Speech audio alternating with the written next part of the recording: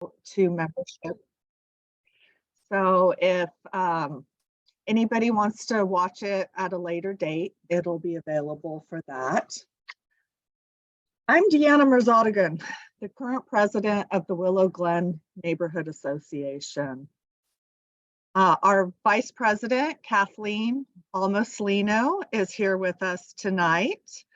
Mitch Elric is our other vice president and a former president, but he can't join us tonight or at the moment. Mary Fox, our secretary, she's also can't join us tonight, and our treasurer, Brian Yee. Our other board members at large are former District 6 councilperson Pierre Luigi Oliverio, Jose Salcido, Maren Sederquist, Helen Hutchings, and Leanne Lindhoff. This year marks WGNA's 50th anniversary. It's hard to believe that it's been a half a century. Time flies. WGNA has been such an important part of the Willow Glen community all these years, focusing on education, beautifying, and uplifting the community. We have some great events planned this year. Oh, just one second. I'm going to interrupt because I got to admit the mayor. All right. Mayor Mahan, welcome. I was in the middle of our introductions, and I will finish that and then introduce you. Thank you. So, yeah, we have some great events planned this year for our 50th anniversary. We're hoping to have some type of anniversary party. We will also host Neighborhood Night Out on Tuesday, August 1st. Last year we hosted it and had more than 1,000 people in attendance. We were at Bramhall Park. We had about 5 food trucks and a slide and face painting for the kids and a great band. It was so much fun. We hope to do something very similar this year. Let's see, we also participate in Halloween on the Avenue. We hand out treat bags, and this past year was the first year we decorated a Christmas tree for Christmas in the park. It was Willow Glen themed Christmas tree, and we hope to continue to do that and carry on a tradition. If you'd like to get involved in any of these activities, you can contact us at membership@wgna.net. We really appreciate everyone's membership. Your membership dues fund all of these events, along with our neighborhood beautification projects we do each year. At least once a year, we host Dumpster Day, and we're planning it for April. We don't have a date yet, but we will let everybody know. We also sponsor art boxes. They're the utility boxes you may see on the street with paintings on them. We have done, I believe, 9 so far and in Willow Glen, and we hope to do a few more this year. Please visit our website, www.gna.net, for pictures of all our past events, our neighborhood beautification projects. You can find our calendar of events, and you can become a member or donate. We really appreciate everybody's membership. Our esteemed guest tonight is our newly elected mayor, Matt Mahan. Mayor, we're so appreciative that you could join us tonight. I know that the scheduling is very busy, and we really appreciate you making the time. Thank you. During your inaugural speech, you stated we need to get back to the basics and focus. Would you please elaborate on this topic for our membership? Oh, you're muted. Sorry about that. Let me unmute you. Thank you. Sorry, I've been trying to say thanks, but I was muted. Well, great to be here. Thank you all. Thank you for having me, and thanks for being active and engaged members of the community. Your question was about what do I mean by getting back to basics? Is that right?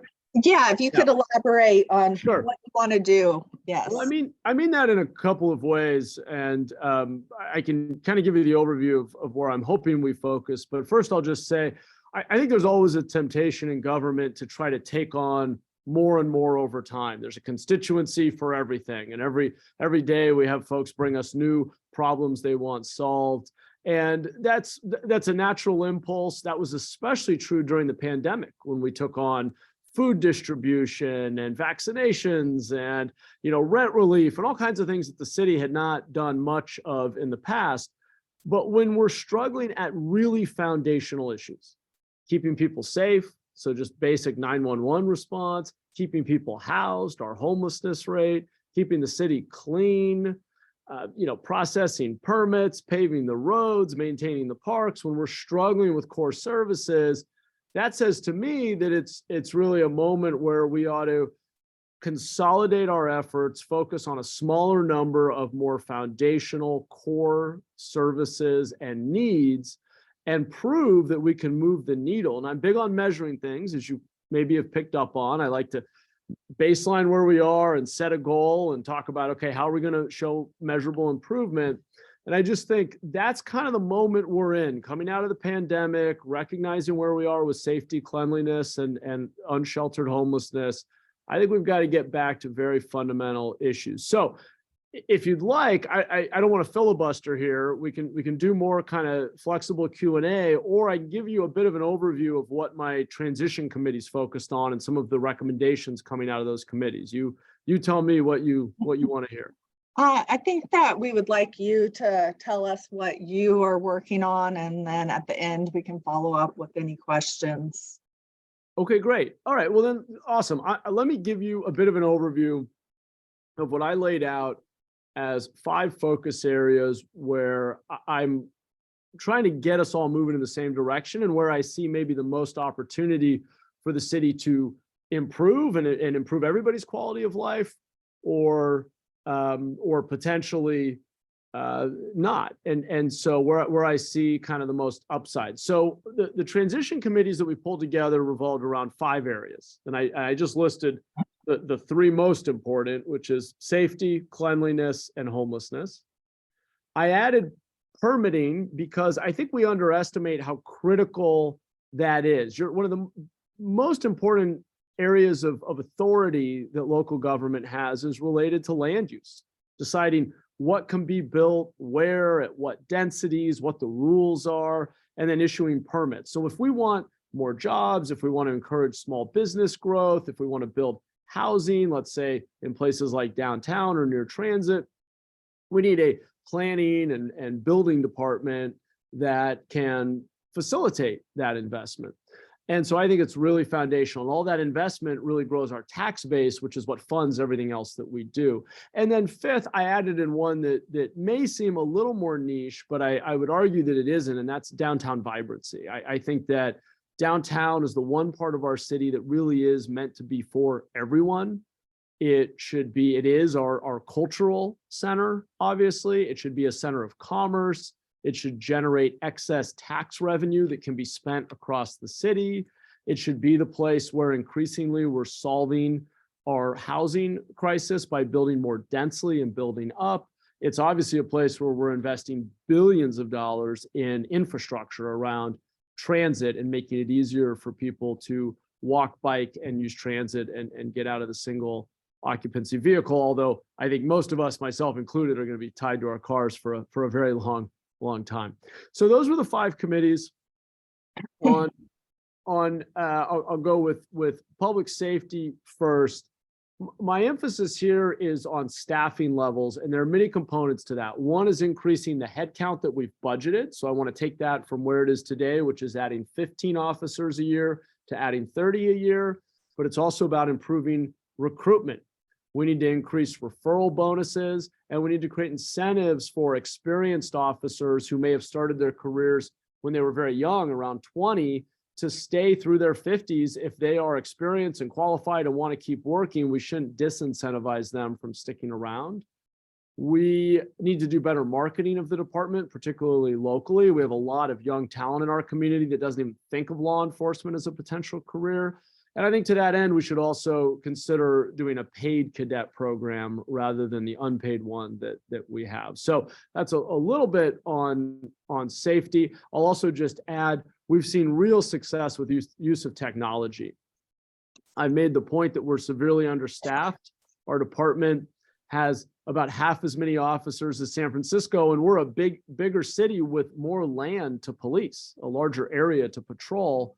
And so technology gives our officers more leverage. We've been using something called automatic license plate readers, or ALPRs, that have been incredibly helpful in solving a variety of crimes. So that's just a little bit on safety, some of the areas, and you'll see this, by the way. I should have prefaced all of this to say, these 5 transition committees were framing up recommendations that will go into a budget message that I'll be putting out in about 3 weeks. So I'm already scheduled, I believe, to come back in early March, to come out to Willow Glen in person, and to do a community budget session where we can go into more detail and share some of the numbers behind these budget recommendations. So that's a little bit on safety. I'll go to, let's go to homelessness next. And obviously, I don't need to tell you about the problem. We all know we have about 5,000 people living outside and or in vehicles at any given time. It's a huge cost for us. It's a moral and humanitarian crisis. It's also an environmental and a fiscal and a quality of life impact for everyone. So there are a few things that I'll be emphasizing and that these transition committees recommended and we'll be putting into the budget message. One is we've got to follow through on scaling up emergency interim housing. We have put a lot of time and money as a community into building affordable housing. There's nothing wrong with that. There's no doubt that we need more affordable housing. We've been adding jobs faster than housing, so we certainly need to build more housing. But I don't think that we can wait to build all the affordable housing we need, which when it's publicly subsidized means it's very slow and very expensive. I don't think we can wait for that to happen to end street homelessness. No one should be living outside in unmanaged conditions. It costs us, just from a fiscal perspective, it costs us $65,000 per year per person living outside. That's a middle-class income in much of the country, but that's the cost in terms of police and fire response, emergency room visits, trash pickup, and all the rest. So getting people into safe, managed environments has to be the priority. We've already committed to building 1,000 emergency interim units. We've built a little over 300 of those. I'm committed to hitting the 1,000 mark in my first term. I want us to also identify new sites, including looking at private property for building the next 1,000. And I think we even need to be looking, I want to direct the city manager to look at, hopefully in partnership with the county, even lower barrier places for people to go, even if that includes congregate shelter, even if that includes buying old dilapidated warehouses, rundown motels, even, I'll throw out there, I think we got to be willing to even look at sanctioned encampments. These are not permanent solutions. I don't love these solutions. Nobody does. But the alternative is 5,000 people living in totally unmanaged conditions outside. So that's the focus there.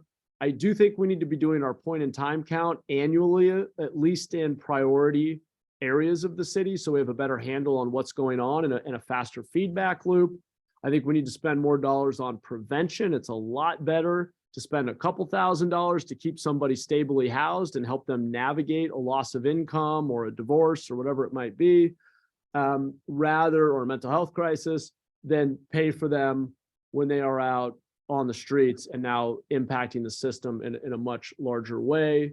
And then finally, and you'll hear more from me on this as soon as a couple of weeks from now, and this is not the city, but I am going to be very vocal. I have been, and I'll continue to be very vocal about the fact that I think our county should adopt care court. I think we need to expand the definition of conservatorship. I think we need to start to, in a responsible way, bring the pendulum back to some sensible middle ground when it comes to behavioral health issues. We deinstitutionalized, as they called it, in the 60s and 70s, and we have far too many people, our most vulnerable neighbors, living outside because of unmanaged, untreated behavioral health issues. So we can come back to that in the Q&A if you all are interested. Let me keep moving here. Priority 3, clean neighborhoods. I want to put more money and staffing into improving our 311 app, because that is the interface. That's kind of the choke point where residents should be able to request services and report problems and then hold us accountable for delivering the service. So whether it's, and we have a lot of this, but the interface is clunky. You still get logged out. Every time you want to use it, you have to log in if you're using the app. We're still too slow to respond to many of the services, and we haven't marketed it well enough. Most of our residents still don't even know 311 exists, but the foundation is there.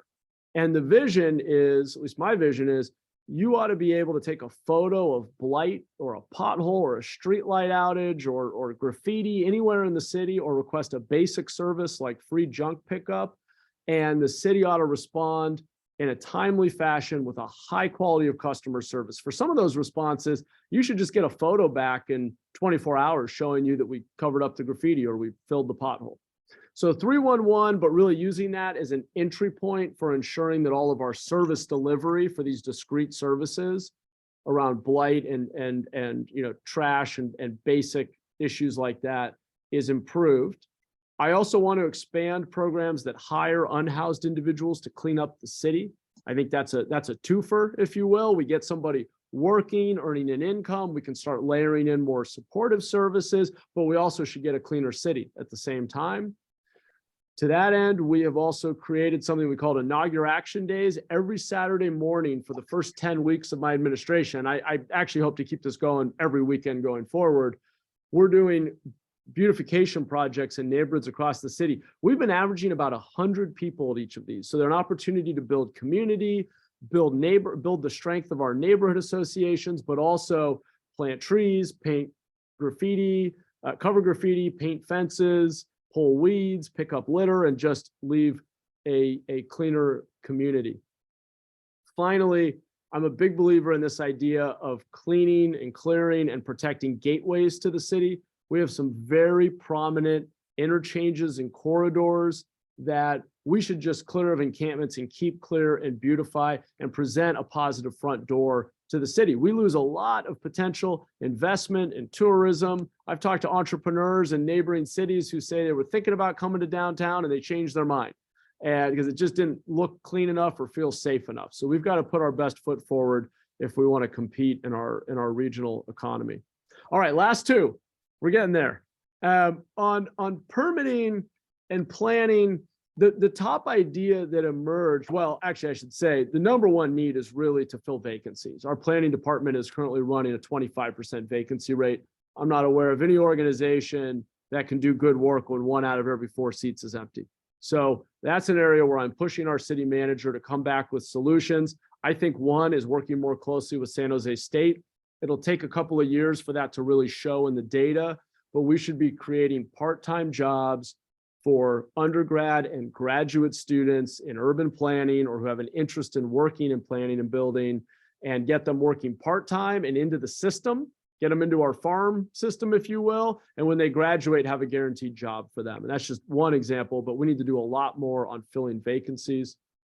We also, the transition committees came up with not a new idea, but something they'd really like us to test, which I'm inclined to suggest in the budget message, which is having project managers who take an application and are responsible for the success of that application. Call them a success manager, making sure every department is getting through their checklists faster, and that there's an advocate inside City Hall for that project to get through plan check as quickly as possibly. Of course, I also believe we need to have public-facing dashboards that track our time to decision so that our department feels that accountability for moving applications forward in a faster way.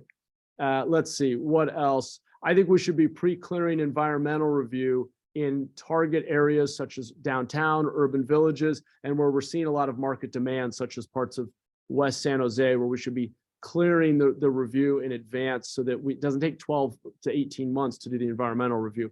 Finally, fifth priority, apologize for going on so long. Fifth transition committee, and my fifth focus area is downtown vibrancy, where there's so much potential. We're bringing BART, we're electrifying Caltrain. We will have Google come. The timeline is still obviously a bit uncertain, but Google will be coming. We have companies like Urban Catalyst and Urban Community and J. Paul building, new commercial and residential. So what do we need to do to make downtown a vibrant destination for residents and tourists, and to create that flywheel effect where downtown's a great place to be, so more people come, and it keeps growing and generating tax revenue that can be spent across the city.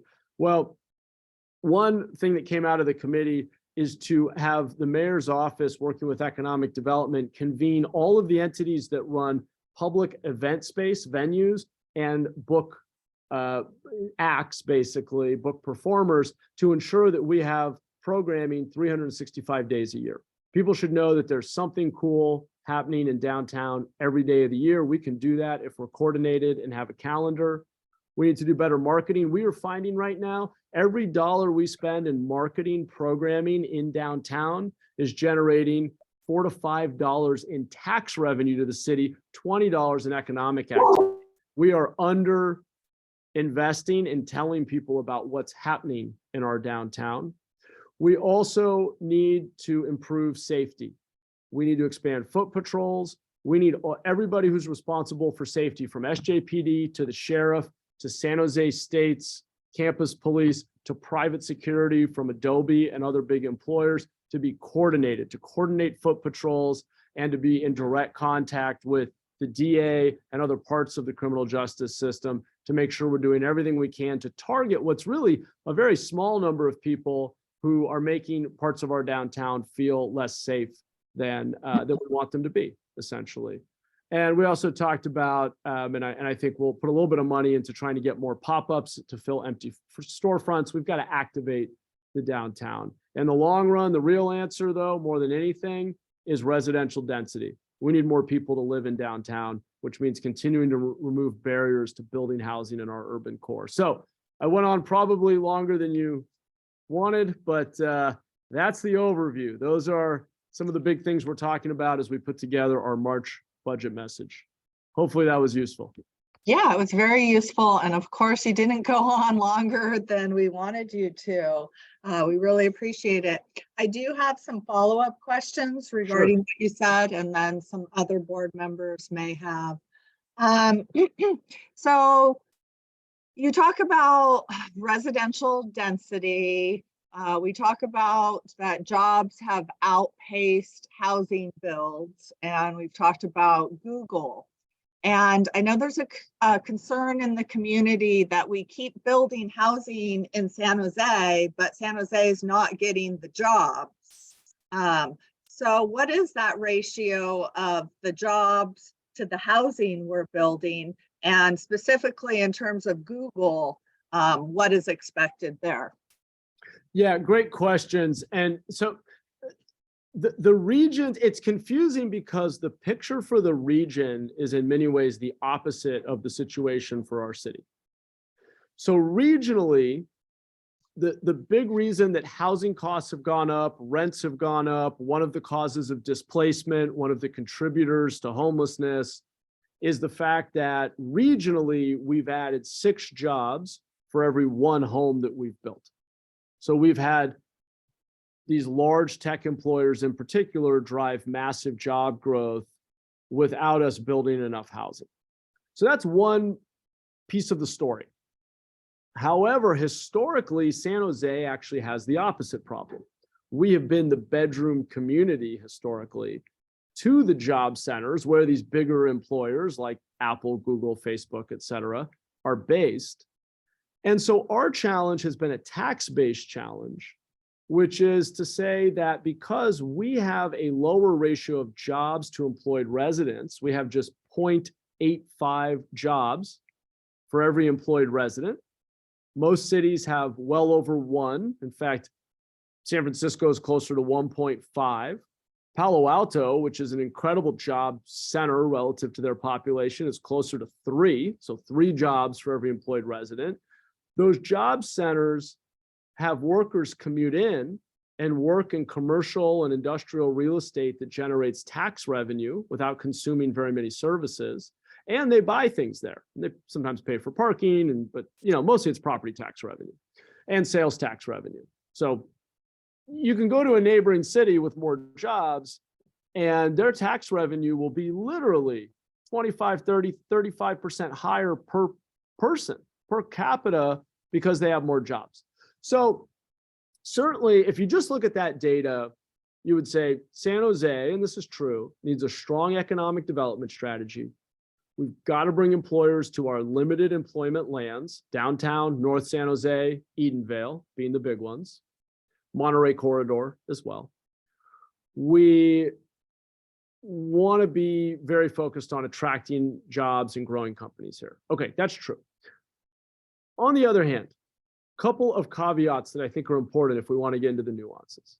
One is that regionally, we continue to need housing, and we also don't like homelessness and high housing costs that are pricing out our kids and grandkids. So we do have a role to play in adding to the housing supply. From a tax-based issue, our break-even point as a city is about 50 units to the acre. So when we're building housing that is at a density of 50 units to the acre or above, so I'm not talking about your single family, 8 homes to the acre kind of model. But when you get into 3, 4, 5 stories, apartments, multifamily, in places like downtown or urban villages, this jobs to housing ratio is less meaningful because we're actually generating net tax revenue for building the housing. We're actually in a better position fiscally if it's dense enough. So where we have the infrastructure for density, building dense housing is fiscally actually a positive, not a negative. The other thing that's worth thinking about that I think is important when you think about downtown and even North San Jose is that the employers of the future, many of them will not be looking for big corporate campuses that sprawl on 50-acre sites.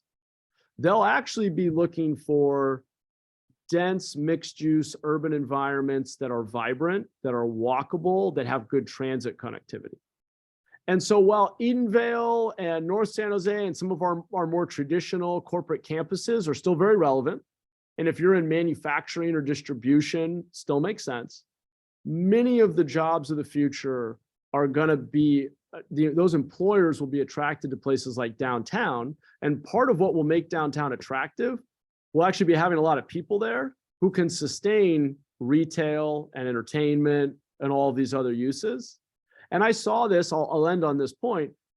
I was building a startup out in the East Bay many years ago, and we moved to San Francisco before the rest of the tech sector did because that's where all of our young talent was. And it wasn't that we weren't there because of the jobs, we were there because of proximity to our workforce. So I just think, I don't want us to oversimplify and say jobs are good, housing's bad. It's how we do it, and it's where we do it, and it's at what densities that really matter.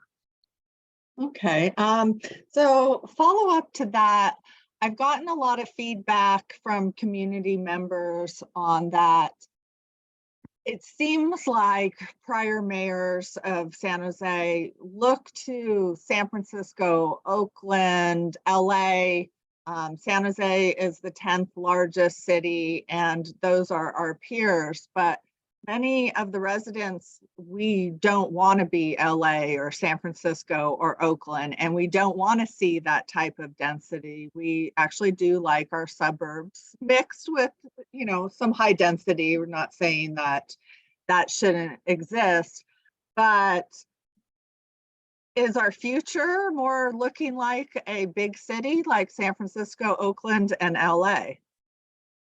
Well, I think it's a good question. I think every city is unique. And I think part of the charm of San Jose has always been our family-friendly neighborhoods. It's something that really drew me to the city back in the 90s when I first started spending a lot of time in San Jose. And it's part of why I wanted to come back here after college and why my wife and I wanted to buy a home and start a family here. So I don't think it's either or. I think San Jose has the ability to be a city that has great family-friendly neighborhoods that are safe, quiet, close to parks and libraries and community centers.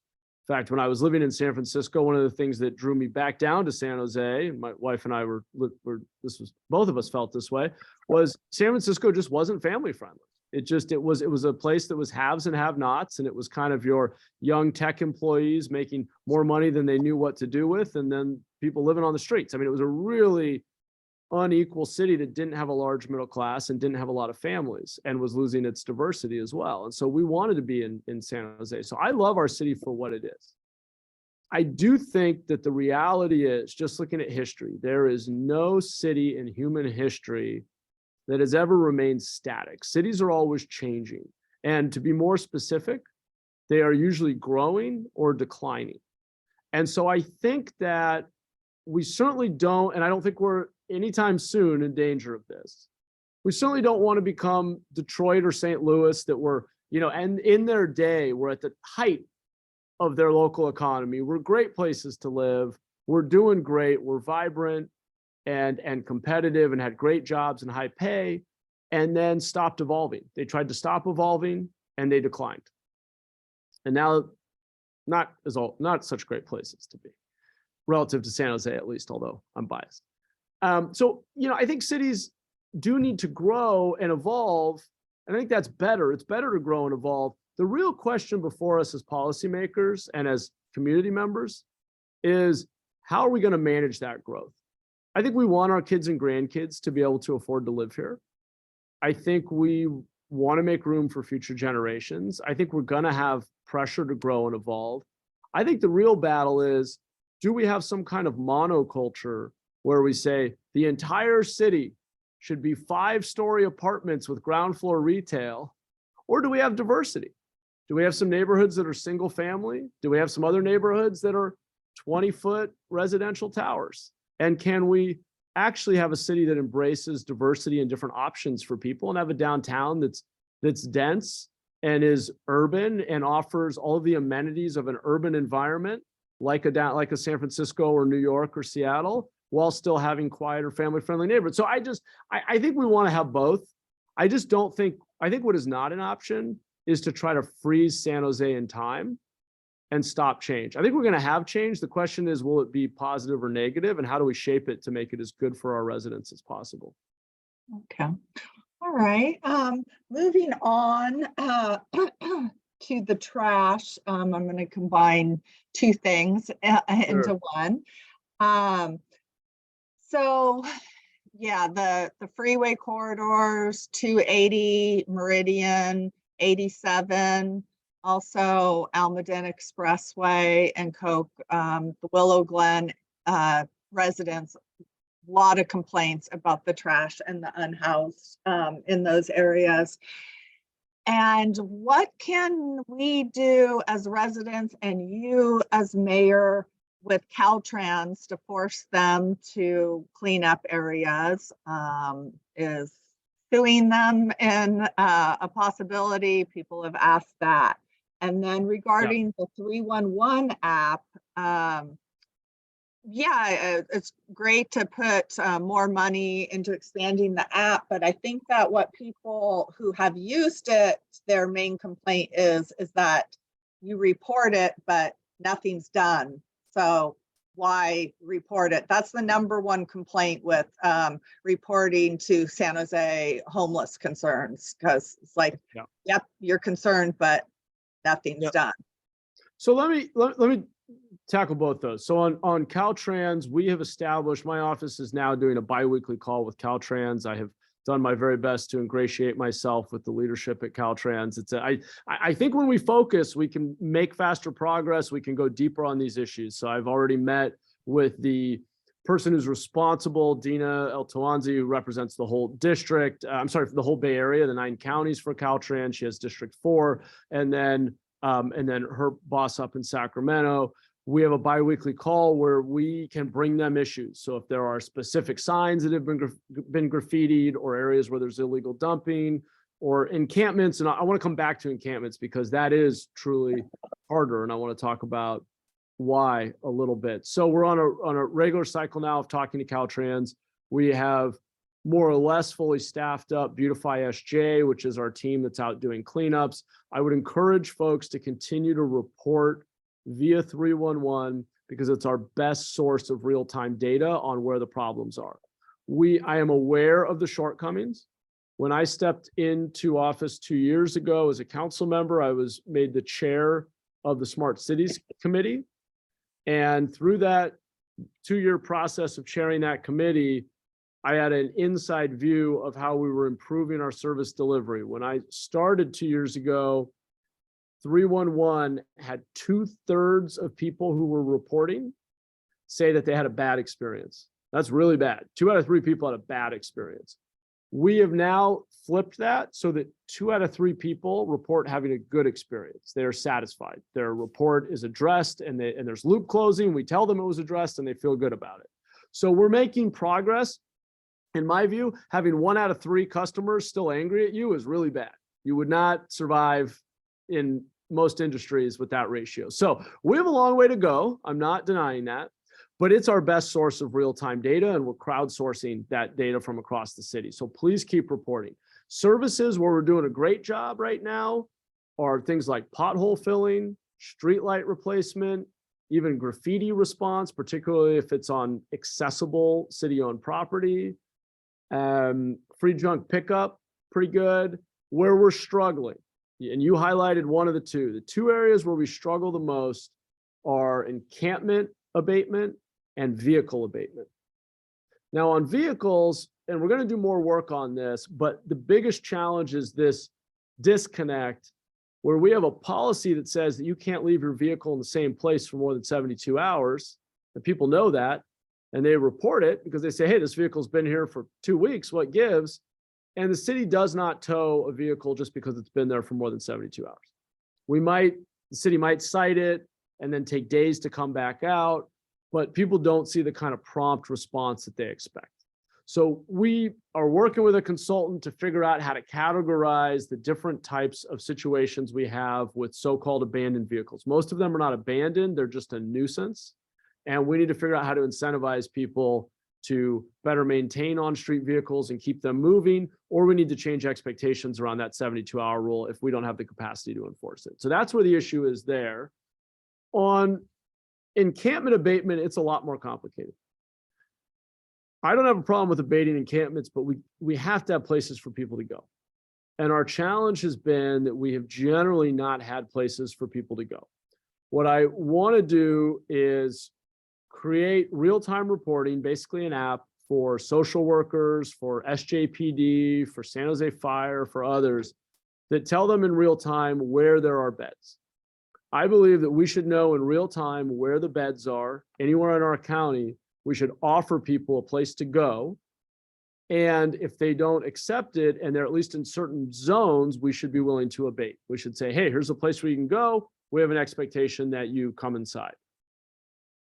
That being said, there are state laws, and there's a 9th Circuit Court decision called Martin v. Boise that really does limit how aggressively we can do abatement and relocation of folks without having safe places nearby for them to go. And so that's the balance, is we're going to have our community be willing to accept that we need to build more interim emergency housing. We need to give people at least a small private space, ideally a room with a door that locks. And then we can be more proactive about abating encampments and telling people that they need to come inside. But you can't really do one without the other, in my view. I don't think we should just be the place that solves housing the homeless for every neighboring city without doing abatement and enforcing other laws that we have. And I don't think you can do, just based on Martin v. Boise, do the abatement and enforce other laws if you don't have some place for people to go. So that's the equation, is we've got to be able to do both sides of that challenge. Does that make sense? That makes sense. Yeah. Thank you very much. You had a great idea about hiring the unhoused to do cleanup. Can you elaborate on that? Like, what are the barriers? Is there union pushback? Who would be the one that would administer it? Is it a nonprofit or the city?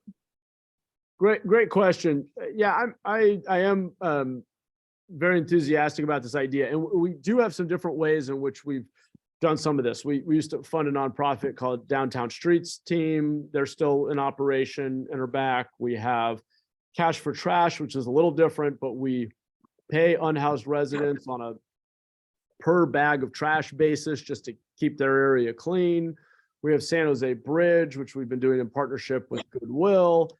The challenge is, and I'm asking my staff to basically analyze each of these programs and figure out if there's one that we think we can scale. Because we've nibbled around the edges of this idea quite a bit, but I've never seen us actually get it to meaningful scale. I think there are real barriers around, even just showing up every day for work when you don't have stable housing is really hard. So consistency for that workforce is difficult. I haven't heard a lot of opposition, but we'll see in a few weeks when I put out the budget message. This will be in there, and we'll see if my colleagues embrace it or not. If you support it, I may need your help to advocate for it. But right now we're still in a research phase. Obviously, it's all happening very quickly. I'm 7 weeks into this. I've got my first budget message due in 3 weeks. So we're kind of evaluating which model we think is most scalable. But that'll absolutely be in the budget message.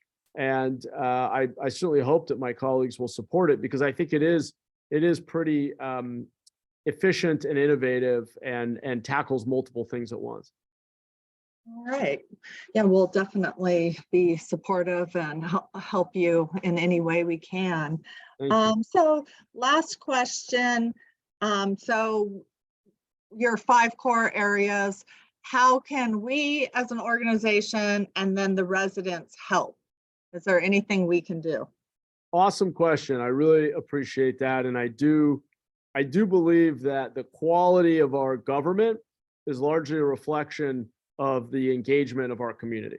I think when you have engaged neighborhood associations and community associations, and you all are involved in the conversation and sharing ideas and asking tough questions, and I think we just get better outcomes. So I really appreciate the question and the role that you all play. Couple of thoughts. One is on beautification. I think that of all the issues we've talked about, planning and downtown vibrancy and safety and homelessness, I think blight and beautification is the area where residents can have the most direct impact and where anybody can contribute.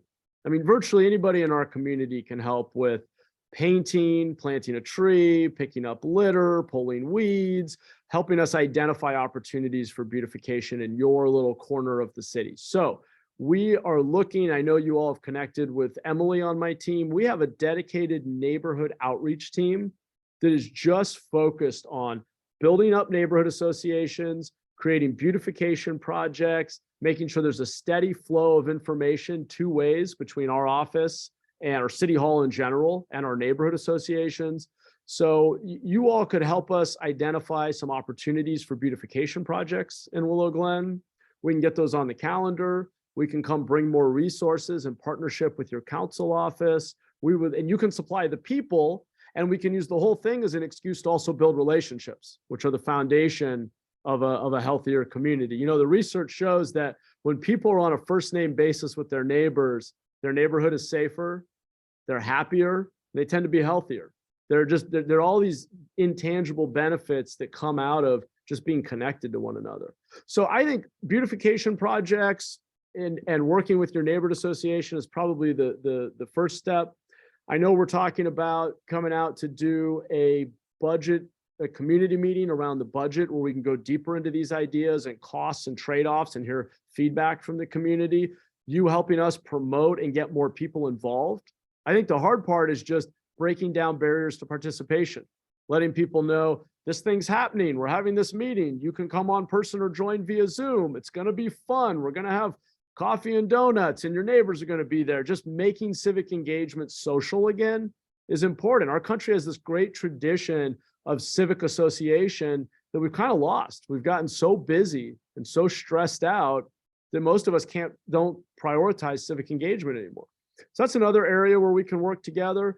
If you like what's in the budget message, if the idea of focusing on fewer things, prioritizing public safety, cleanliness, reducing homelessness, speeding up permitting, and making downtown more vibrant feel like good priorities, if you think the specific solutions make sense, I need your help to advocate for that, because the bad habit that we fall into at City Hall every year is we say, oh, that all sounds nice, but I have 20 other things I also want to do.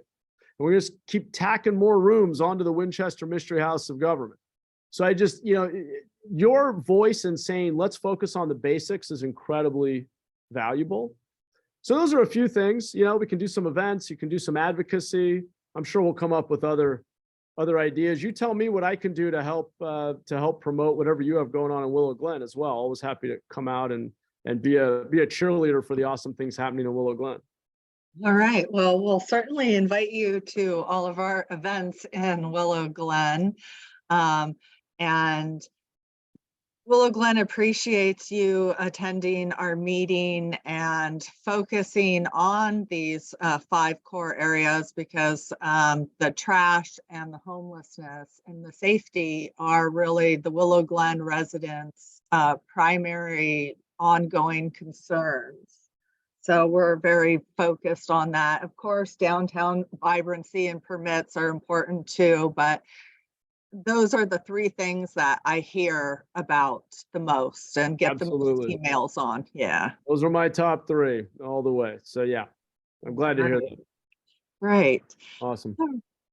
Yeah. Anything else before we let you go? I know you're busy and I think we covered it. I really appreciate the great questions and the opportunity to connect. And I know this will just be the start of the conversation. So yeah, let's keep in touch and let me know how I can support what you all are doing. Thanks again for having me. All right. Thank you very much. You bet. Have a great evening. All right. Thanks, everybody. Good night. Good night. Thank you, everybody, for joining us tonight with our newly elected mayor, Mahan. And please check our website for the video of this. It should be up in a few days and you can share it with your friends.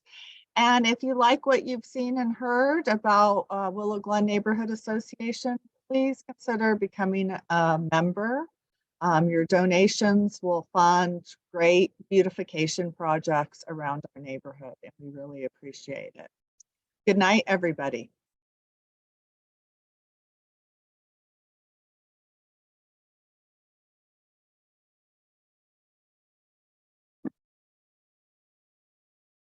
Kathleen.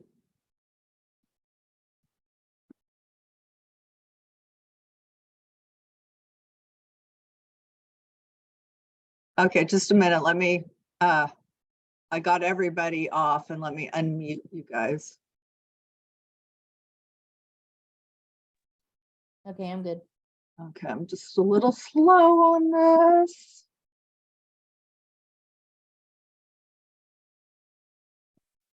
All right. All right, I'm going to stop recording also. Okay.